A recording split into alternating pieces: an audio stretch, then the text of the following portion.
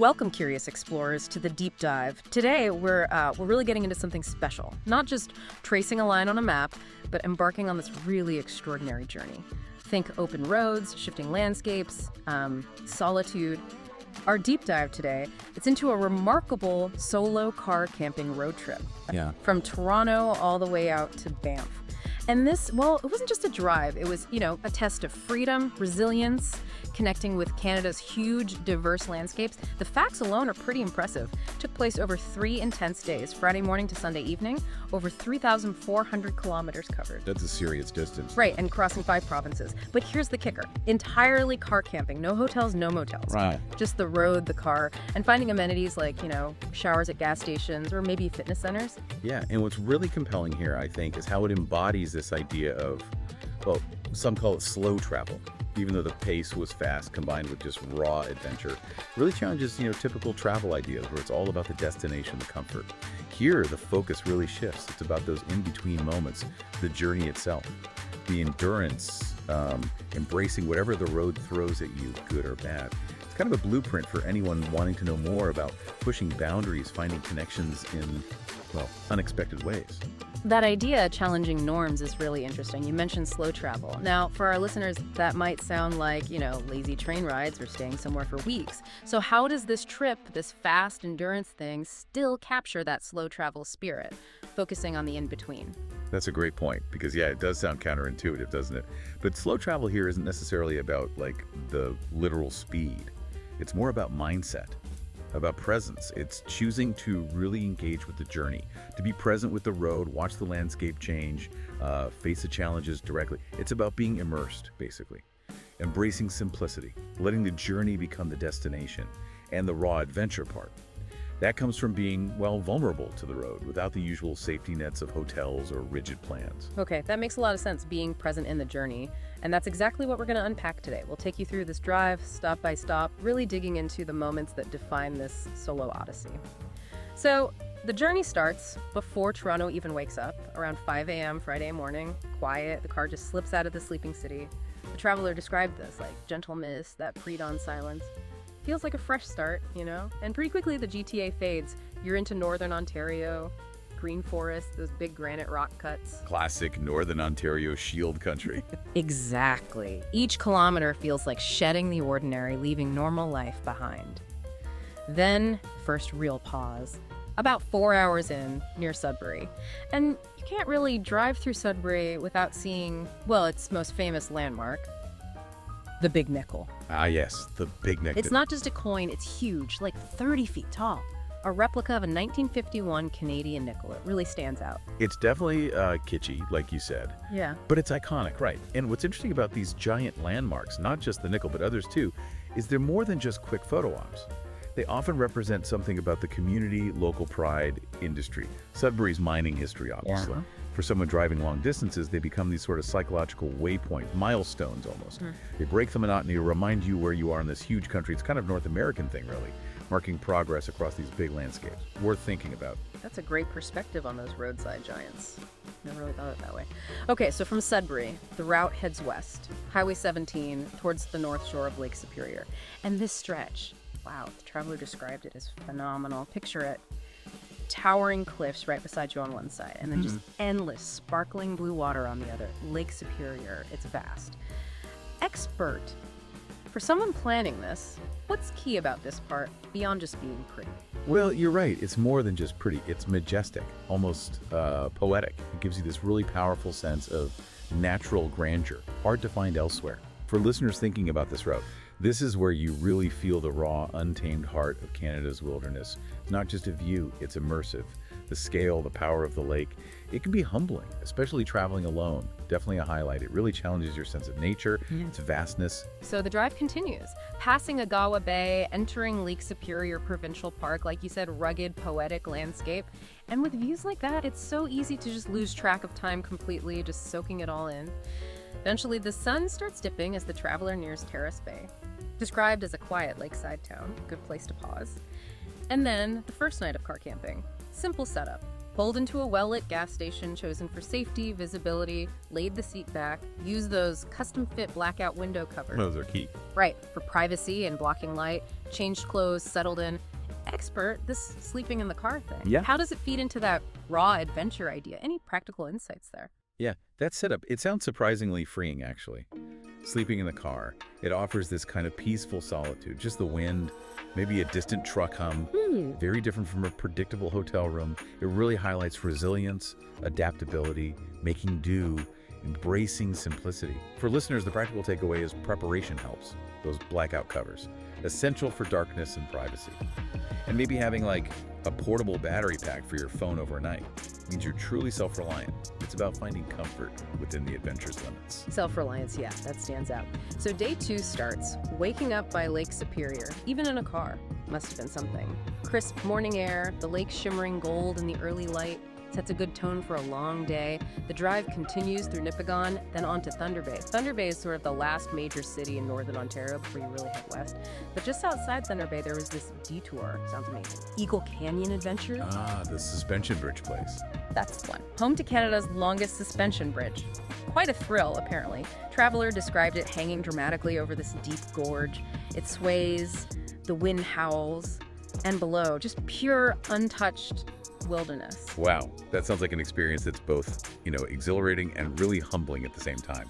Walking across something like that, suspended high above raw nature, it gives you this powerful aha moment Right. about confronting nature's scale, yes, but also your own limits, your courage. It's a physical challenge, but it becomes mental, emotional too. Pushes you out of your comfort zone, especially solo.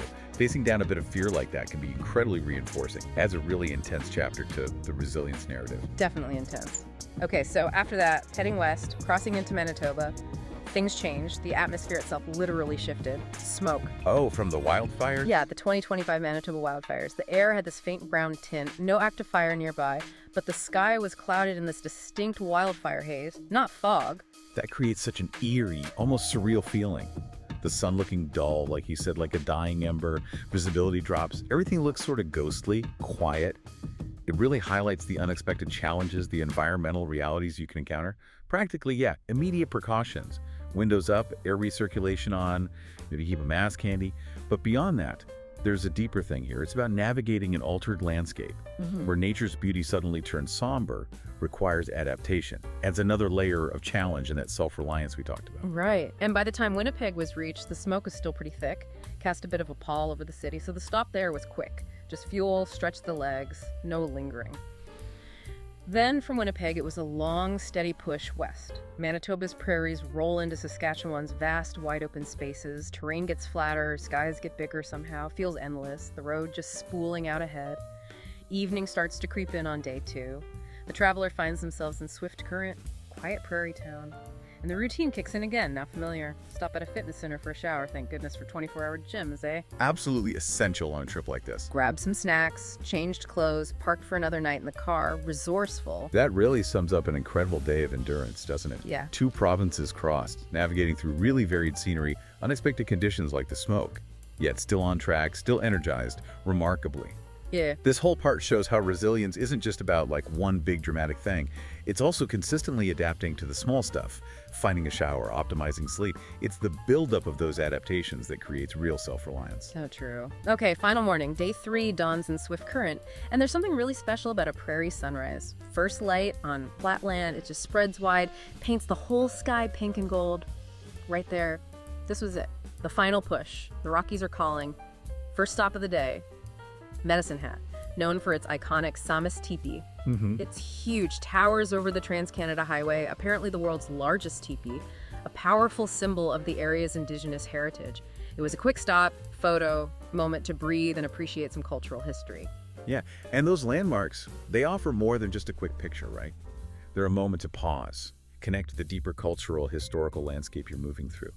The Sami's teepee, especially, speaks to the long, rich history of Indigenous peoples on that land.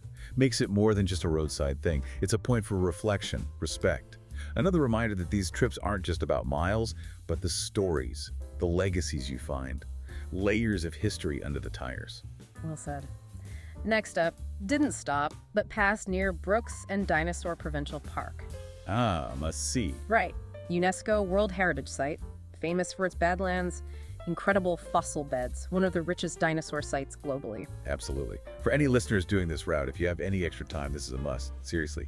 Even just knowing it's there as you drive by highlights the incredible geology, the history of this region. It's not just a park. It's like a window into a totally different time on Earth, millions of years of history. And the Badlands themselves are so unique, sculpted by wind, water, revealing ancient stories in the rock layers. Amazing. So the kilometers keep rolling by, the road starts to, subtly rise and twist. You're entering Alberta's foothills now, and there's this definite sensory shift. You start to feel the Rockies before you see them. Yeah, you do. The air feels different, cooler, crisper maybe, pine scent. Clouds seem closer, the anticipation just builds with every turn. Final pit stop, Calgary. Quick fuel for the car, food for the driver. A final pause before the main event. Because for days, the Rockies were this distant goal, an idea on a map. But pushing past Calgary, it wasn't gradual, it was sudden, defiant almost. 1 minute prairie, the next, boom! These huge blue-gray giants. Wow. Snow-dusted peaks just cutting the horizon. Bold, undeniable. Expert, what kind of visceral hit do you think that moment has after everything? Oh, you can only imagine the profound emotional impact. It's just incredible after thousands of kilometers. Nights in parking lots, forests, prairies, smoke.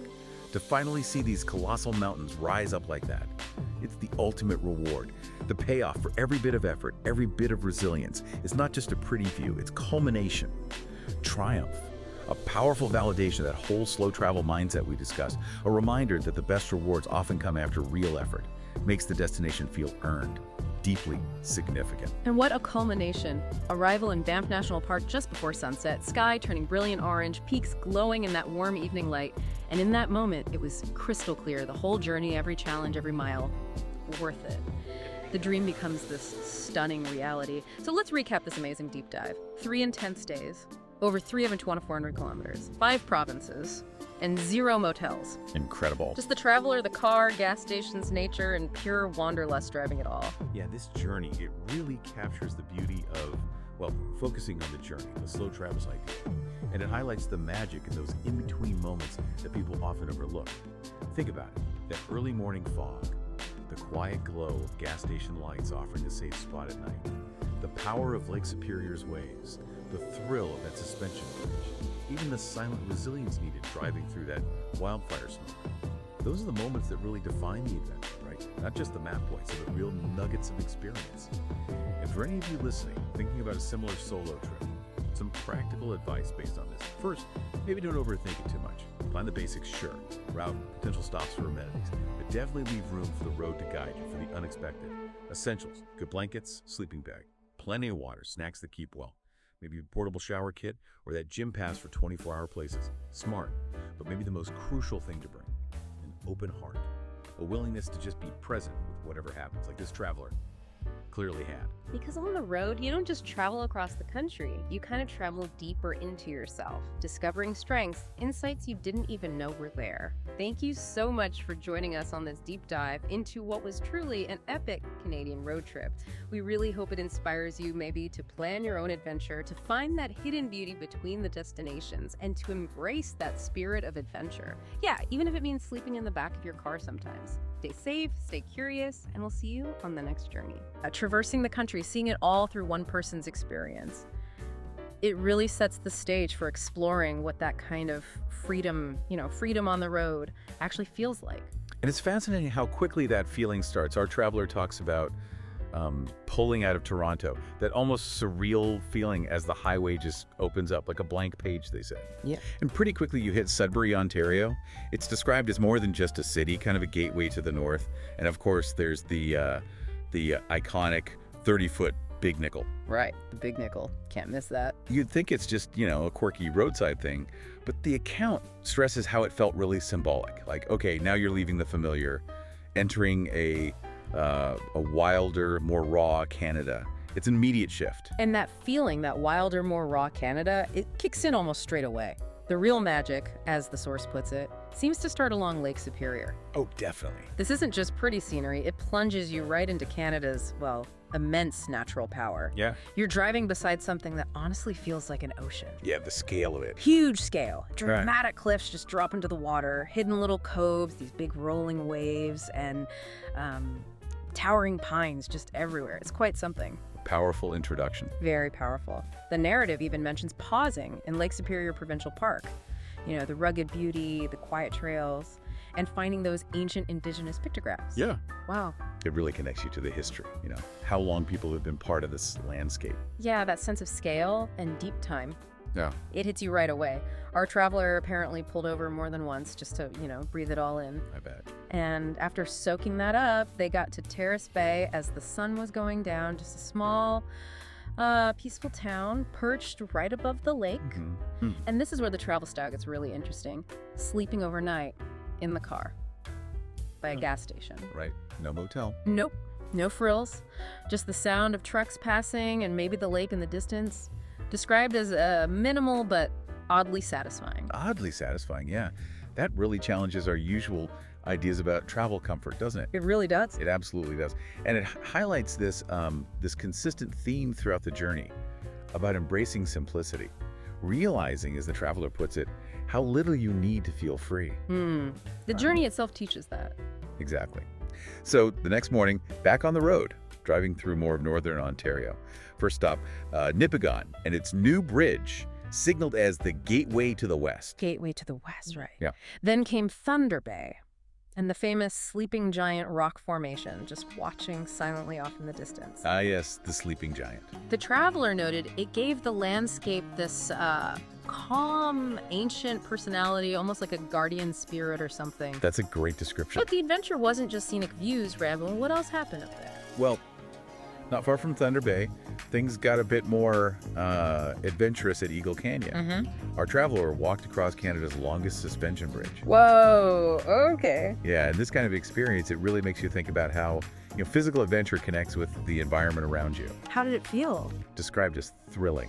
Swaying gently, apparently, high above this deep forested gorge. Just immense vastness, and that fresh pine scent filling the air. You're literally suspended, between the wildness below and the sky. Yeah, sounds incredible. But then, pushing towards Manitoba, the terrain started changing again. Dramatically, yes. The forests start to thin out, more open spaces, and then something unexpected. Smoke. Smoke. Oh, from wildfire. Exactly. This is from the 2025 Manitoba wildfires. It just blanketed the sky in this soft haze. The sun was like a dull orange disc. Wow, that must have been strange. Very strange. Not dangerous where they were, but it created this surreal, almost beautiful, but kind of melancholy quiet. Everything had this amber glow. No blue sky, no sharp shadows, just this hazy calm. Quite a contrast to the crisp views before. Definitely a contrast. Adds another layer to the trip, I guess. It really does. It shows the unpredictable side of nature on that scale. Eventually, the traveler rolled into Winnipeg. Even with the smoke, it felt like a real crossroads of the country. Right. Middle of Canada, pretty much. Yeah. Just a pre-stop, though. Fuel, supplies, the drill. And then the landscape really began to transform again. Buildings fade away, and it's just open plains stretching out. Ah, the prairies. What was that experience like according to the source? Something else entirely. Just this vast golden stretch of land seems to go on forever. There's a rhythm to it described, rolling fields, wind in the grass, the odd grain silo on the horizon. Sounds peaceful. Very peaceful, yeah. And humbling. A real reminder of just how big the world is. Makes you feel small, but in a good way. Exactly. Passing through swift current, a prairie town that felt sort of frozen in time. And again, sticking to that unique travel style. Another night in the car. Another night in the car, yeah. Used a fitness center pass to freshen up. It just reinforces that theme, doesn't it? Simplicity, freedom, realizing how little you actually need to feel connected and, well, free. That's such a key takeaway, isn't it? Just finding freedom in less. It really stands out in the narrative. Okay, so pushing west into Alberta now, Medicine Hat welcomes them with that huge, iconic Saunas teepee. Right, you can't miss that against the flat prairie sky. Stands out starkly. Feels like another one of those significant markers on the journey. For sure. And then further on, passing near Brooks, close to Dinosaur Provincial Park, the narrative mentions feeling this ancient energy. Ancient energy, like from the dinosaurs. Sort of, yeah. It's more about the land itself. Huh? Millions of years of earth exposed, fossils buried all around. You're literally seeing time carved into the stone. It gives you this incredibly deep sense of history. Wow, grounding. Very grounding. And then, the moment everyone waits for on this drive, the Rockies. Yes. The grand reveal. How did they appear? Was it sudden? More gradual, it seems. Yeah. Almost imperceptible at first. The horizon starts to shift. The hills get a bit more defined. The clouds maybe look thicker. Building anticipation. Exactly. And then, just like that, Yeah. there they are, in the distance. Beyond the plains. Standing tall, so still. Blue and gray, snow-capped even in summer. The source says they look like something from another world. Goosebumps. Here's where it gets really interesting. Yeah, the energy definitely shifts. Yeah. After passing through Calgary, you can feel the excitement building for Banff. It's clear the journey's heading towards its most awe-inspiring part. And what a finale! Entering Banff National Park itself, the description is just overwhelming. How so?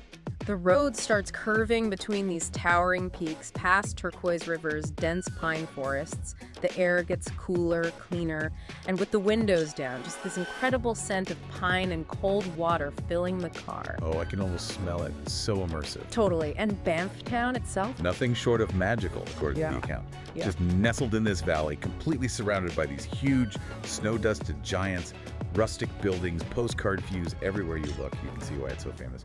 A perfect base camp. So our traveler spent time there just soaking it all in, grabbing a coffee, exploring. Absolutely.